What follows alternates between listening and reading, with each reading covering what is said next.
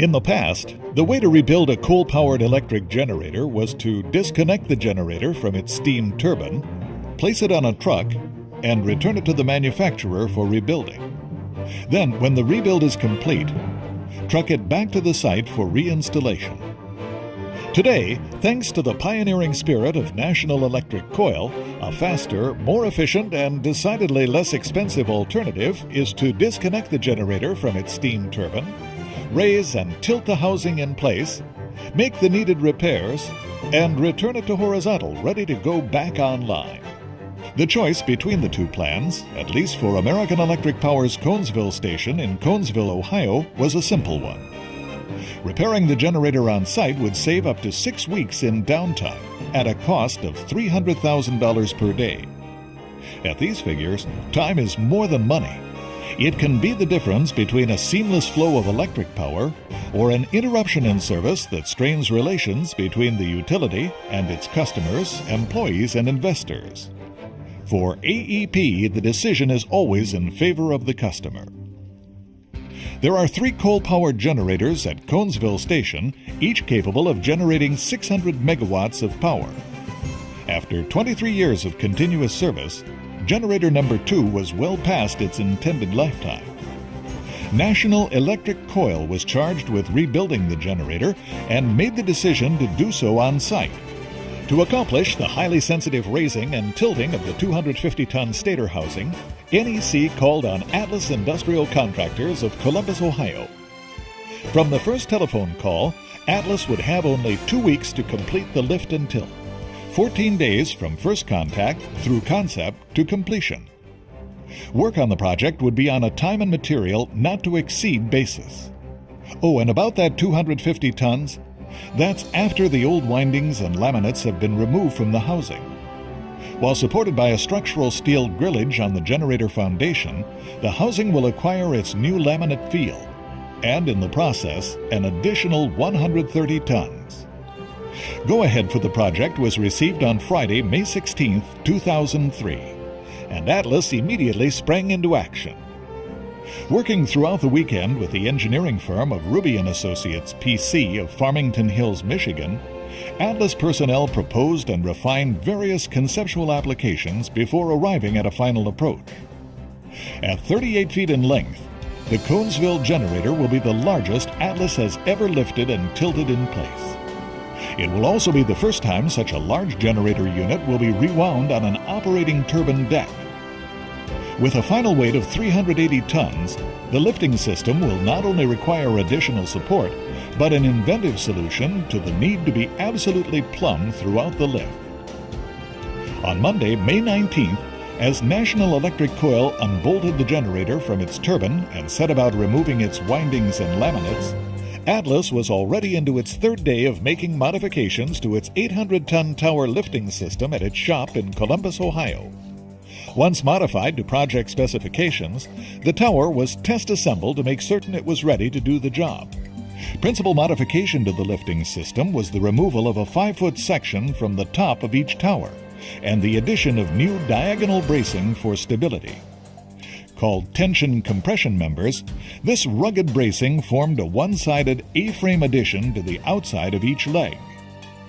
Atop the 2 pair of 30-foot-long W36 by 300 beams, Atlas placed 4 PSC L180 200-ton hydraulic strand jacks to do the actual lifting.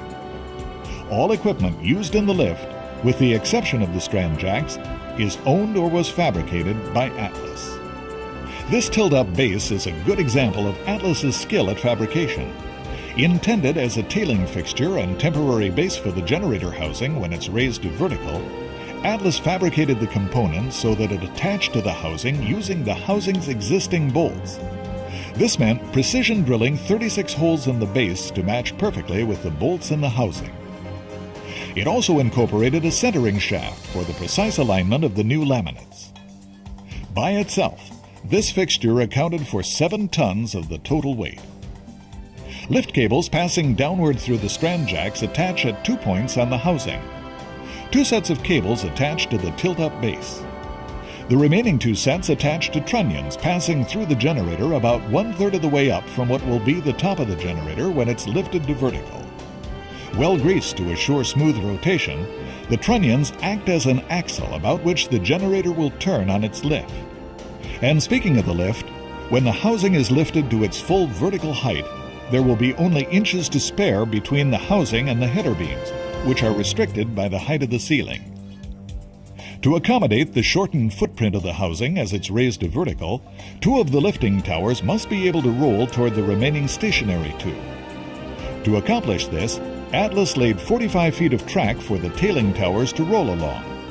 However, since the plan required extra support for the track due to the configuration of the generator pedestal, Atlas also needed to place 30-inch risers under its entire length. Made up of two separate beams, this riser also helped the track avoid piping and irregularities in the floor. By Friday, May 24th, all equipment was delivered to the site, and over the weekend the lifting system was erected in place. Unlike the test setup of the lifting system in Atlas's outdoor yard, the actual setup was done on the third floor of the generating building called the turbine deck. All pieces of the lifting system had to be hoisted through the equipment hatch and into place using the building's overhead cranes, and then assembled with a mobile crane Atlas had placed on the turbine deck. Throughout the planning and actual lift of the generator housing, the safety of the lift crew was paramount. All safety equipment was inventoried and checked before the start of each shift. Procedures and precautions were reviewed in safety task analysis talks before the start of each new shift and phase of the work. For added safety, a beam-safe system was employed. Beam-safe is a tie-off line that parallels each side of the top of the tower, providing anyone working there with an anchored cable on which to attach his lanyard to protect against a fall. Thanks to these procedures and Atlas's project-specific site safety plan, the entire project was completed with zero recordable or lost day accidents. With everything in readiness, the lift begins on Wednesday, May 28th. At a rate of approximately 1 foot every 3 minutes, the entire housing is raised 8 feet above the floor. Now, one set of strand jacks is locked as the remaining pair continues to lift, bringing the unit to a 45-degree up angle. Meanwhile, the base inches forward, assuring that the tower legs remain vertical. To confirm that the entire column is plumb, Atlas uses a laser level directed at a target attached to the towers. Engineering specifications required that the load never be more than 3 inches out of plumb in relation to each tower leg, even while in motion. A good precaution, but as it turned out, an unnecessary one, as all 4 lifting towers remained in perfect plumb throughout. By the end of the day, the lift and tilt is complete as required by contract, and Atlas begins removing the tower lifting system to permit National Electric Coil to rebuild the entire generating apparatus at the center of the housing. Over the next few weeks, the weight of the housing crept up to a staggering 750,000 pounds. Throughout the process, all critical measurements were exactly as engineered. There simply were no surprises for the crews on duty. Once the rebuild was complete, Atlas reversed the lift in order to return the housing to horizontal so that NEC could remate the generator with its turbine. And all of this was accomplished within the time frames established at the time of contract.